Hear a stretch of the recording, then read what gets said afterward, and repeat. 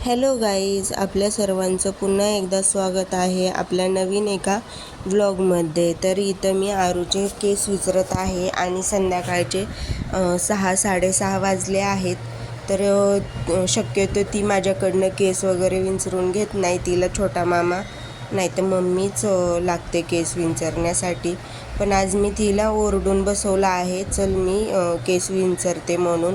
कारण की आज सकाळपासून तिचं आवरलं नव्हतं. कधी काल तिचे केस विंचरले होते आणि ती घेत नाही माझ्याकडनं विंचरून, मी ओरडते ते म्हणून.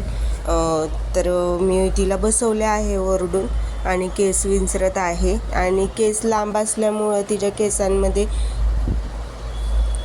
गुंता पण लगेच होतो, त्यामुळं लगेच विंचरले जात नाहीत गुंता झाल्याच्या नंतर. पण चल म्हणलं मी विंचरते आज. त्यानंतर तिला खेळायचं होतं, त्यामुळं ती म्हणली मम्मी चल टेरेसवर जाऊयात म्हणून म्हणली. पण टेरेसवर आज नाही नेता आलं, कारण की पाऊस चालू होता आणि पाऊस चालू असल्यामुळं तिला टेरेसवर नाही मला घेऊन जाता आलं. तर तिला म्हणलं चला आपण गॅलरीमध्ये थोडा वेळ बसूयात. तर इथं मी तिला खेळवत होते, थोड्या वेळ बसवलं तिला.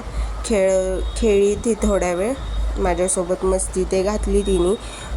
फ्रेंड असं ती जे म्हणजे घरी वगैरे येत नाहीत, ते त्यांच्या स्कूलला हिच्यापेक्षा थोडेसे मोठे असल्यामुळं ते स्कूलला ते जातात आणि ही आपल्या घरात एकटी असते, त्यामुळं घरातच ती खेळते. त्यानंतर तिला भूक लागली होती, मम्मी भूक लागली म्हणून म्हणली.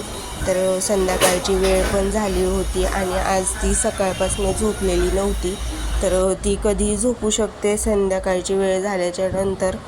दिवसभर झोपली नाही की संध्याकाळी ती झोपते लवकरच. मग म्हणलं वरण भात आपण बनवूयात, म्हणजे जेवण केल्याच्या नंतर ती शांत असं झोपेल म्हणून मी तर तिच्यासाठी वरण भात बनवत आहे. तर इथं मी वरण भात बनवत आहे आणि वरण भात म्हणलं की आमच्यात तुरीची डाळच आणि मुगाची डाळ असं कुणाला आवडत नाही. शक्यतो तर नाहीच. मुगाची डाळ असेल तर सुक्की किंवा मग खिचडी वगैरे बनवायची असेल तरच मुगाची डाळ वापरली जाते. नाहीतर मग तुरीच्या डाळीचंच आम्हाला वरण आवडतं पहिल्यापासून. तिखट असो किंवा हिरव्या मिरची टाकून फोडणी दिलेली असो, तर तुरीची डाळच आम्ही जास्त करून तर वापरतो. तर इथं मी घरातलं आवरत आहे, झाडू वगैरे मी मारून घेतलं, संध्याकाळची वेळ झाली होती तर. आणि आरूची आपल्या मस्ती चालू होती, मधी करते ते झाडू वगैरे मारताना.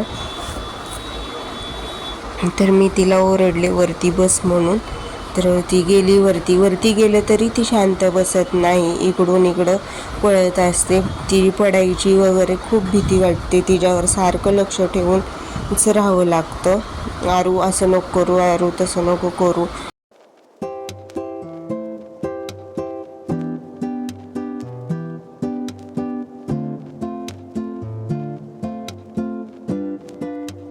वरण बनवत आहे आरूसाठी. तिच्यासाठी म्हणलं की तिखट असं लाल मिरचीतलं नाही, हिरव्या मिरचीतली फोडणी देऊन वरण बनवत आहे. त्यासाठी हिरवी मिरची, लसूण, कढीपत्ता आणि जिरं मोहरी एवढीच मी वरणाला फोडणी देते. आणि फोडणी दिल्याच्या नंतर ती म्हणजे तिला आवडते पण.